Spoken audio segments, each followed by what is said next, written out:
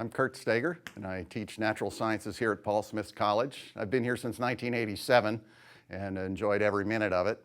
And I've seen the transition from the college being a pure teaching institution to one that also involves research with the students. So I've been lucky to sort of be in the early days of that and help shepherd that process along.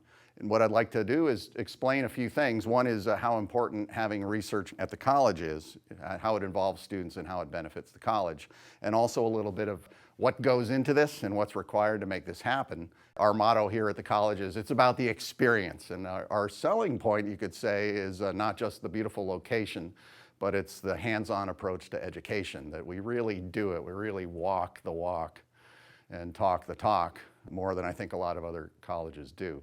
And as a science instructor, I like to get across to the students that science is more than just a collection of facts. It's also a process. It's a way of finding out information as well. A lot of us faculty do research, and it actually supports our teaching effort by modeling to the students how science is done. And it also generates activities and interest among the students as well. My research in graduate school at Duke University involved going to lakes in Africa, taking core samples down through the sediments in the bottoms of the lake, and then reconstructing environmental change over thousands of years. So the comings and goings of ice ages and evolution of species and things. So when I came here to Paul Smith's, my students and I built our own equipment to sort of do a smaller version of what I was doing on a larger scale at Duke. Based on those research opportunities with the students and myself, we've gradually have built up a full-fledged international scale research program into this. One of the most exciting things is to watch the students light up when you tell them you're going to find out something that no one has ever known in the history of the world before by studying these lakes. So the basic technique is we have different ways of collecting the sediment. One of them is this. We can go to a bog or a lake and walk out there, shove this down in vertically like this, and then with these rods up here, either up from a boat or through the ice, we'll rotate this and it'll close and we'll pull it up. And when we do, we've caught a section of mud here with all the layers in it, going back through time, technically as far back as the Ice Age. It was in 1999. I was just finishing a lecture about evolution of fish and the research I used to do in Africa on the lakes. And I mentioned this lake that's famous among biologists where these fish have evolved in place over thousands of years. But the question was, how old was the lake itself? How many thousands of years old? So how long did it take those fish to evolve? And I mentioned it as a mystery that could be solved by coring. After the class, 4 students cornered me right in that hallway right there and said, why don't you write a grant proposal and take us to Africa and we'll find out how old the lake was? So I said, okay. And it worked. We actually got the grant. I took 4 students as a team to Lake Victoria in East Africa with the National Science Foundation and some other groups as well. And we cored down through the lake, found out it was 5,000 years old, a little older than scientists had thought, one of the most famous evolution sites in the world. And we ended up publishing a peer-reviewed paper with students on the paper. And people refer to this now.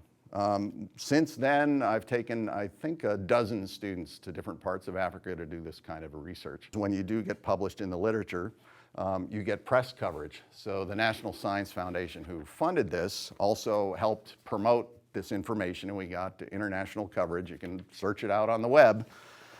So we've got student co-authors on papers. That helps their career.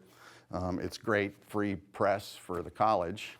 And of course, this all feeds back and helps you get the grant cycle going as well. It's always interesting to look in the distant past and find out when the Ice Age ended and how fish evolved in Africa and things like that. But this kind of research now has a special relevance in the Adirondacks, in the region where we are right now. Now that climate change is on everybody's minds, especially in the last year or so, when we've had these wild floods and droughts and fires and things like that too. So coincidentally, I was realizing with the students that we actually know less about the history of the Adirondacks in terms of climate history and environmental history than we do of Africa, where we were working.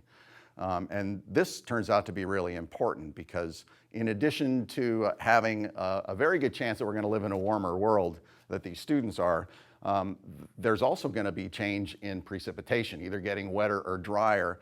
And here's where our kind of work becomes really important, because the models that people are using to look into the future conflict as to whether this region is going to get wetter or drier in the future. And if you can imagine how important that is, that'll have to do with frequency of forest fires, floods coming and going, lake levels of Lake Champlain going up and down, and those kinds of things. Well, it turns out our technique of sediment coring can answer a lot of those questions by looking at the past as a model for what the future holds. And it also feeds back into the teaching as well. For example, in the biology, introductory biology course, which I help to teach, we do a lot of hands-on activities where we go to the lake and sample the lake, look at the plankton. We're saving those data that the students take, and we're building up a long-term monitoring program of what climate change is doing to the lake here. And we've already got, it goes back to 1990 actually. So it's a very valuable scientific tool to look to the past for clues to the future.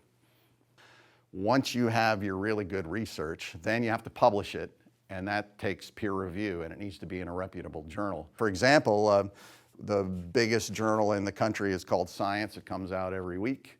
And I've had 2 papers show up in Science, and when that happens, based on the research of this sort, or for example, the South Africa study that was just recently published with students got a lot of press as well. That's where it comes from. People come to you if you have something interesting to say that no one else knows. You get that from your research. So there was years of work leading up to this that was done behind the scenes before you get this big media push.